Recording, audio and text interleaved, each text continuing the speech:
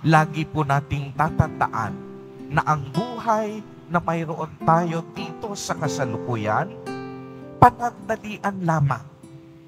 Ano mang gawin mo sa buhay mo, ano mang pagsusumikap mo, darating ang panahon, matatapos ito. Ano mang problema na may dala-dala ka ngayon sa mga sandaling ito, matatapos at matatapos ito. Sapagkat ang bawat isa sa atin nakatakda para sa langit. Sa langit, wala na tayong iisipin.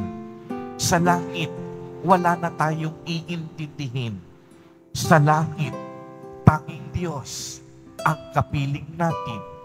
Isang buhay na ganap. Isang buhay na kasiyasiya. Amen.